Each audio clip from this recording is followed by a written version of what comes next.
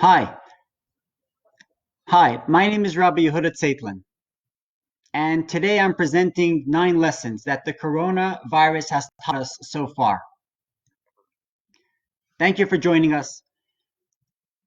In these 9 lessons, we tried to glean something positive from this global pandemic. It began as a problem in central China and has turned into a global disease that has upended our lives.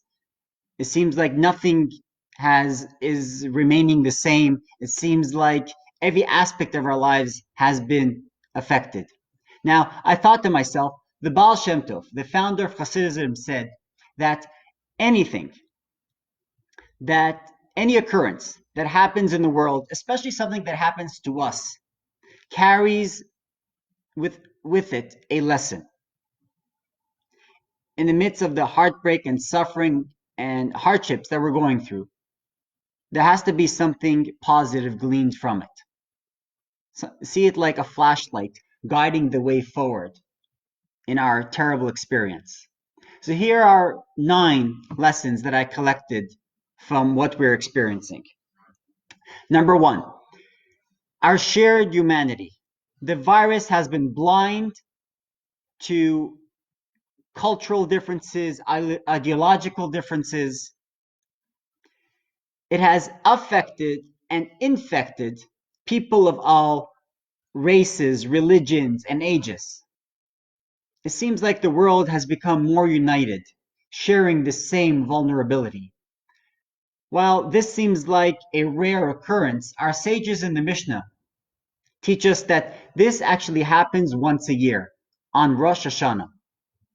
It says that Kol Ba'i Olam, all people of the world pass before God in judgment. Despite our differences, and some of them are important, we are still one humanity under God. Number 2, the power of caring. While the nature of this disease is still being examined by scientists and there is a race to find the cure, what is clear is how it spreads, and that is through a person-to-person contact. But it is not only germs that we pass to one another, it is also our emotions. King Solomon in the book of Proverbs writes, Kamaim haponim al ponim, just like with water. A face reflects the face, and so does a heart of man to a man. What does that mean? When you look into a pail of water, the reflection is yours. If you're smiling, that reflection will smile back. And if you're frowning, that reflection is frowning back. That also happens between humans. Our emotions are contagious. If you meet someone with a sunny disposition, that person will likely smile back. And you'll notice that in a group conversation, if one person suddenly crosses his or her arms, very likely another person around will do exactly the same. We mimic each other. Our feelings, our emotions are contagious. And it's an attitude that we should be using today in our limited interactions with others. 3, finding comfort in prayer. The current situation has led many to feel anxious and uncertain. We don't know what tomorrow will bring, and we really don't know what today will look like. In fact, I called this office this morning to order an item, and the voice message said, "We don't know if we'll be open today. Leave a message and we'll get back to you." But it is uncertainty that leads to prayer. To quote the Swiss philosopher Henri Frédéric Amiel, who said, "Uncertainty is a refuge of hope." In prayer, we find an anchor, because by praying to the Supreme Being, we find hope and solace, and we strengthen our resolve to continue forward. Prayer reaffirms that God is present, all-seeing and all-caring.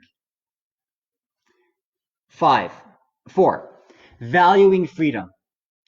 As our movements are restricted and we're stuck at home, confined, in quarantine, isolated at home, we could appreciate the gift of freedom.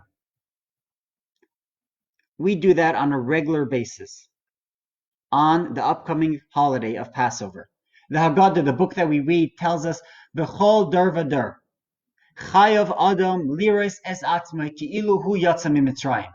In each and every generation, a person should see themselves as if they have been freed from Egypt. Now, what does it mean in each and every generation? We're living in 2020. You and I have not been freed from Egypt. But it tells us that freedom is really a state of mind. You could be walking around the world as a free person and yet feeling anxious, constrained, cornered, and you could be confined in a room and feeling liberated. Here's an example. The famous prisoner of Zion, Natan Sharansky, was arrested in 1977 by the communists. While his wife was already abroad, he wanted to immigrate to Israel. He went through a year and a half of intense interrogations. And he says, during this time, they tried to break my spirit, perhaps his body too. And he says, I knew the top priority was to keep my sanity, to keep my mental freedom. He did so by playing out scenarios of chess, but he recalls one instance where he's sitting in an interrogation room. And he tells a joke about Brezhnev, the Soviet leader. At the conclusion of the joke, he bursts out laughing. The interrogator in front of him is biting his lips, trying not to laugh at the expense of his leader. And Sharansky turns to him and says, I'm the prisoner, you're the free person. I was able to express myself, you weren't. Who among us is really free? Freedom is a state of mind. And whether we're confined or free, we have to practice that freedom.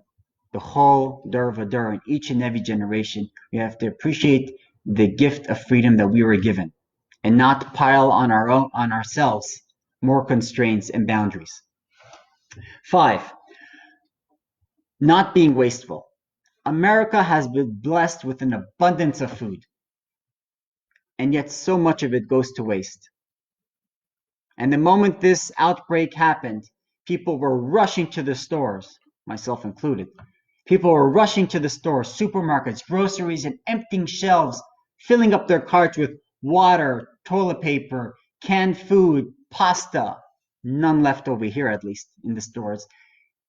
Everyone's piling on the food, and when we got home, we noticed we may have a bit too much, but it's good to have.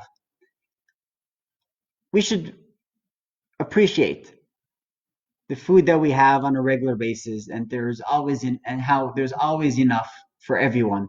How God provides so much for humanity, and that we should be a bit more careful before throwing food away. On a regular day, when we're able, we could keep the food after we're done and gift it to someone who needs it. But today, with our movements restricted, we could easily repurpose it for a sandwich the next day or something else. It's actually a mitzvah.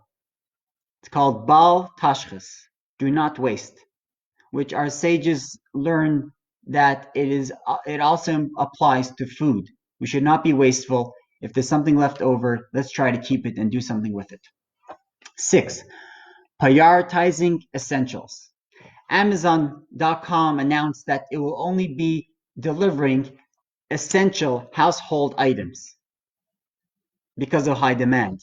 Now, regardless of what you consider essential items, this outbreak has led us to reevaluate priorities. What is or isn't important in our lives? Or in halachic terms, what is ikar and what is tafel? What is the core and what is secondary? Moshe put it, way before Stephen Covey made it famous. Make sure to keep the main thing, and what is secondary, as Rashi quotes.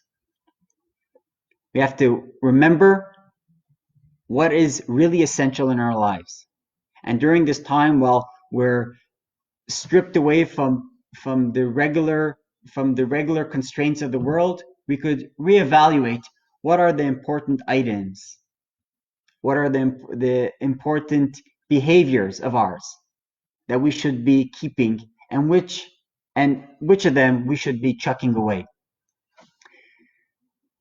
Sebastian Brass is a French chef who famously rejected the Michelin stars. He said, food should be about love, not about competition. And he was feeling that this constant chase after winning this prestigious food ranking has led him to lose his focus over what he really should be doing, his essentials.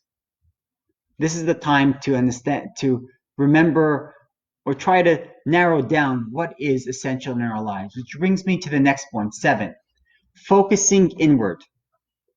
While many of us are home, alone, or with loved ones, we have been temporarily stripped from our external image that we take on, that we assume in the outside world. On a regular day, we introduce ourselves by our job title. We're wearing our tie or our dress suit or our dress code or whatever uniform you have. Right now we're at home, many of us in pajamas, in fact. And we're able to reevaluate the patterns of our day, but more than that, reevaluate ourselves, who we are. On Shabbos, we do that on a weekly basis. On this Jewish day of rest, we unplug. No conference calls, no meetings, and we focus inward. What is our true identity and the people around us that we care about?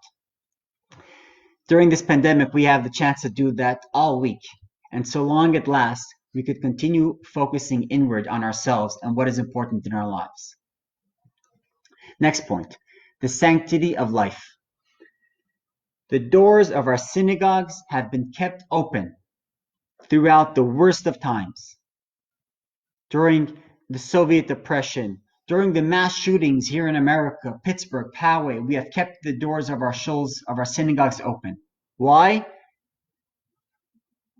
To keep our faith going. Now, we have closed the doors of our synagogues to keep our lives going. In Torah, it says that we should be fulfilling the mitzvos because you should live by them. V'chai bahem. And the sage Rabbi Shimon ben Manasseh says that we should make sure that we don't die as a result of doing mitzvahs. In the past generation, the greatest Talmudist of his generation, his name was the Rogachover Gaon. They tell a story of him once coming to St. Petersburg and reaching this very large, wide street, busy with traffic of wagons. And he's standing there waiting to cross. The people with him see him waiting and waiting, and they say, well, you could just rush by right now. You could run and you'll make it. But he responds, there's only one mitzvah of the Torah, that if you transgress, you don't have an opportunity to repent. And that is, v'nishmartem me'od l'nafshosechem. You should guard your life and your health. On all other 612, you could do teshuvah. You could repent. On this one, it's too late. The sanctity of life is paramount, and that's why, for our safety, we have closed the doors of our shul, of our synagogues, yeshivas, schools, stores, with the hopes of being reunited very soon. And the final point, the preciousness of every moment. The heartbreak death toll of this virus reminds us of our mortality. It is King David who writes in the book of Psalms, Tehillim, that our days are like a fleeting shadow. Like a shadow fades, so do our lives. Every moment is precious. and we should try to infuse every moment with meaning and purpose. And as we get through this time, we hope that at the conclusion of this terrible outbreak, we will all be in a better place as better people, reunited with the people we care about. Thank you for joining today, and may all those who have been infected and need healing, may they find healing very soon. May all those experiencing hardships, financial hardships because of this pandemic, find salvation and help very soon. And we all enjoy better days together. Thank you.